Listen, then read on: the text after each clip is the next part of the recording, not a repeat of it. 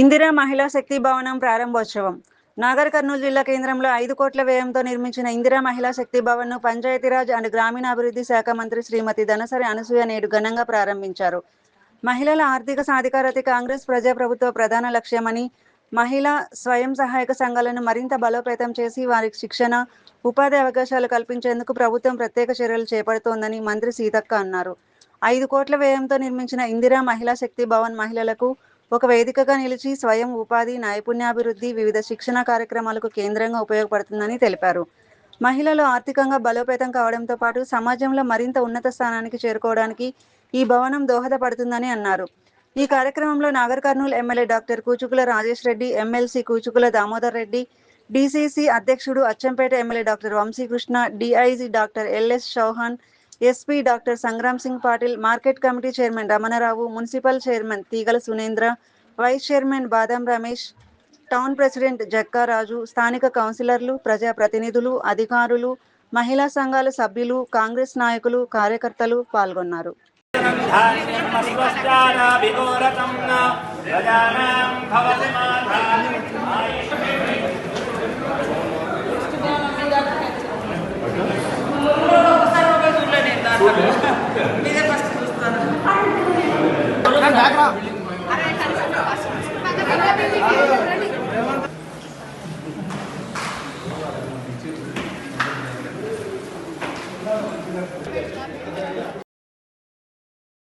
ఎవరో ఒక్కరు బాగుపడే కంటే సంఘం నుండే 10 మంది బాగుపడాలనేది మా అందరి లక్ష్యం, సీఎం గారి లక్ష్యం.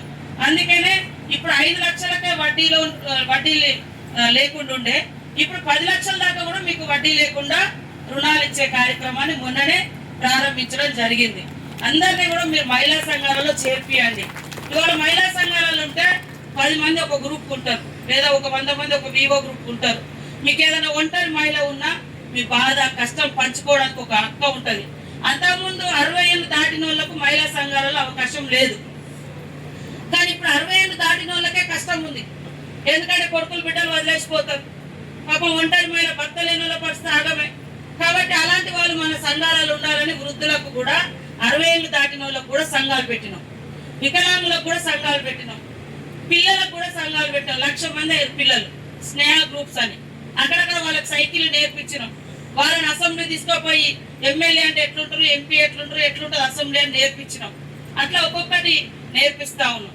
కాబట్టి మీ అందరికి అంతిమంగా చెప్పేది ఇందాక అన్నట్టుగా ఇవాళ ఇందిరమ్మ ఇల్లు ఇస్తే మీరు బేస్మెంట్ కడితేనే మీకు బిల్లు వస్తుంది. ఇందిరమ్మ ఇల్లులు కూడా మహిళల పేరు మీదనే ఇస్తున్నాం.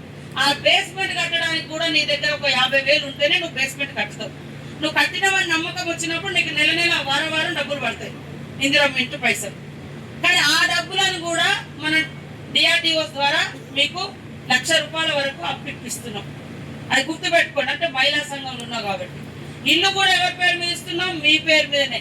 ఇప్పుడు ఊర్లలో పంచాయతీ కాగానే మొగోళ్ళు వెళ్ళిపోయి ఇది నా ఇల్లు అంటాడు.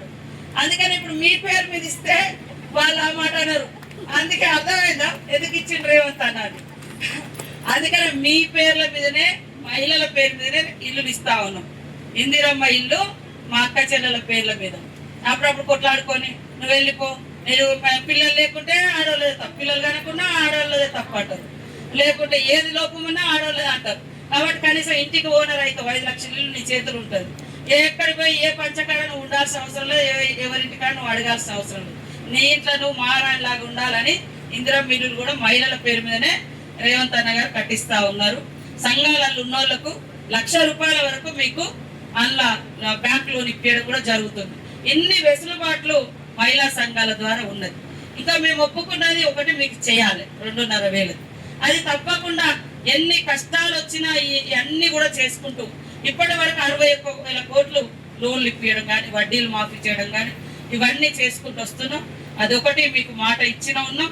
తప్పకుండా రాబోయే కాలంలో రేవంత్ అన్న మాట నిలబెట్టుకుంటాడు, మేము కూడా మాట నిలబెట్టుకుంటాం. అక్కడ మా అంగన్వాడీ టీచర్ అమ్మలు కూడా వచ్చారు. రేపు మీటింగ్ ఉండే, కానీ నేను ఇటే ఉన్నా. మీ అందరితో మొన్న వివోలతో కూడా చర్చలు పెట్టినాం, వాళ్ళ సమస్యలు ఏంటి అని. మరి అంగన్వాడీ టీచర్ అమ్మలతో ఒక రోజు పెడతాం, ఫీల్డ్ అసిస్టెంట్లతో ఒక రోజు పెడతా, పంచాయతీరాజ్ సెక్రటరీ తోటి ఒక రోజు పెడతాం. అన్ని తెలుసుకొని ఒక్కొక్కటి క్లియర్ చేస్తాం. తప్పకుండా ఇది మీ ప్రభుత్వం, మీ తమ్ముడి ప్రభుత్వం, మనందరి అన్న ప్రభుత్వం, రేవంత్ అన్న ప్రభుత్వం, ఇందిరమ్మ ప్రభుత్వం. మీరందరూ ఉక్కు సంకల్పంతో జీవితంలో ఎన్ని కష్టాలు వచ్చినా మొక్కవని ధైర్యంతో ముందుకు పోవాలి తప్ప వెనుకడుగు వేయొద్దు. బాధలు వచ్చినాయని పారిపోవద్దు, కష్టాలు వచ్చినాయని ఆత్మహత్యలు చేసుకోవద్దు, పిల్లల్ని ఆగం చేయొద్దు. అందుకనే మీకు ఎప్పుడు కూడా మరి మహిళా సంఘం తోడుగా ఉంటుందని తెలియజేస్తూ మీ అందరికీ నమస్కారాలు, ధన్యవాదాలు.